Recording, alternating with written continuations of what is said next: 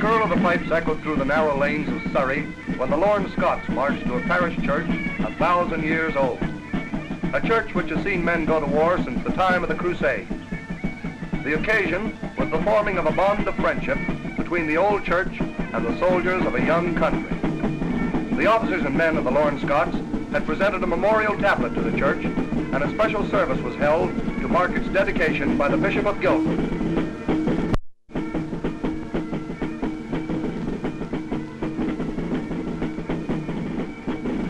In an impressive sermon, the bishop spoke of the enduring friendship between the Surrey folk and the men of Canada who had come for the second time in a generation to fight for the rights of man.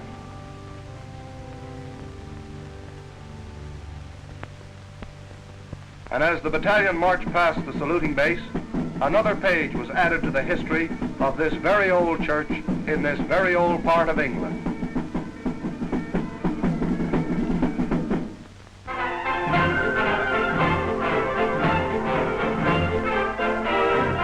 General McNaughton was on hand to greet Major J.G. Tatum and other officers and men of No. 2 Tunneling Company, recently returned from Gibraltar. The GOC addressed the company and welcomed them back to England after their 2 years' absence looking after a big tunneling job on the Rock. Afterwards, he talked with them informally. In a radio interview, this is what Lieutenant J.D. Bryce had to say, amongst other things. And all you see is just uniform, uniform, uniform. Because there are no women or children now on the Rock at all. And incidentally, it gave us quite a shock when we returned to Britain and landed here and saw all the streets looking normal again. Thank heaven, with lots of women about.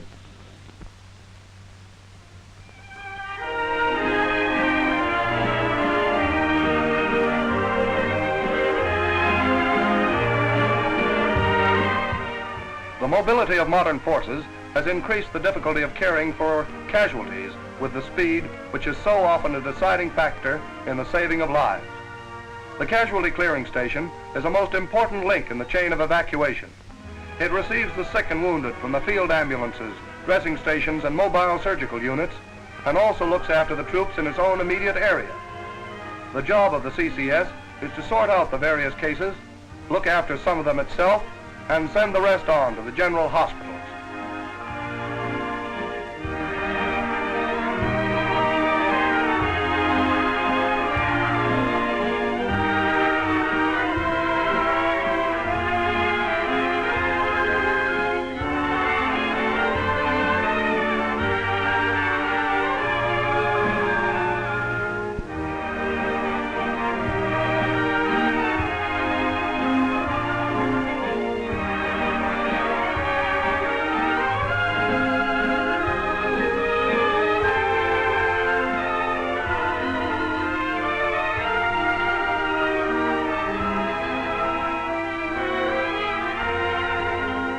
Even hospital life has its compensations, and convalescence in the grounds of a beautiful old estate is just the medicine to send a man back to his unit fresh and fit again.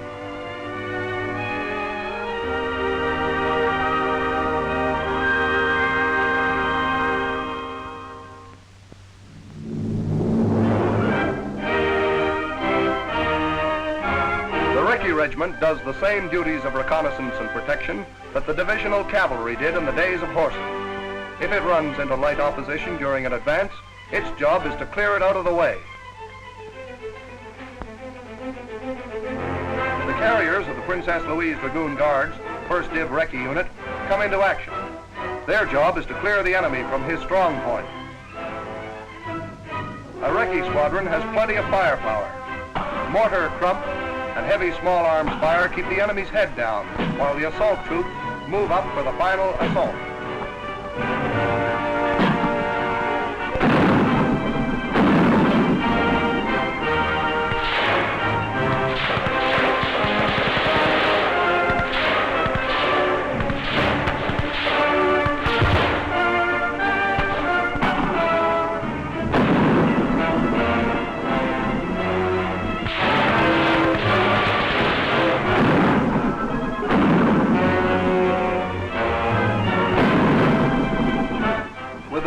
Taken, the way is clear for the screen of armored cars and carriers to move forward again and sweep the countryside.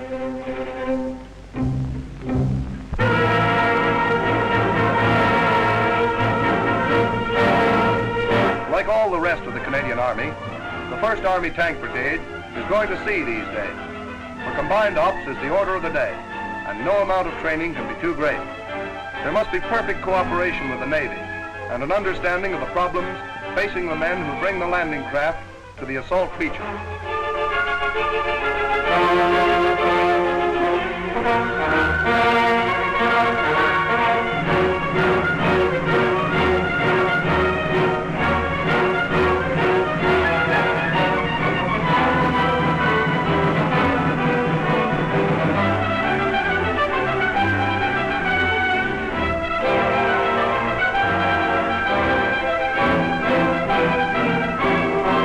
As the LCTs approach the beach, the ramps are lowered and the tanks prepare to move ashore.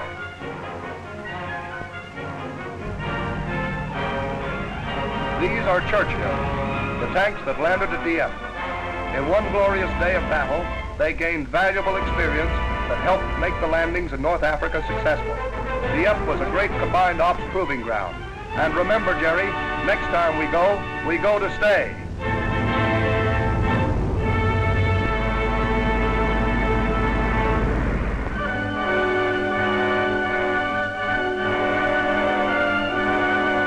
Our fathers waited for 0 hour on the firing step of a trench. We today stand ready to take to the water. From experience in combined operations, we know how we must launch our attack on the enemy, how we leave the mothership in our landing craft.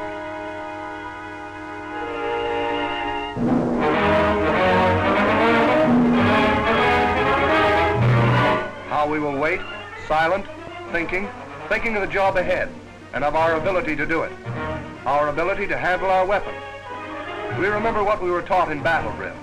We remember our orders, check them over, visualize as best we can the coast ahead, and we think of what our lads did at Dieppe and how we are proud to carry on, to continue the job they began.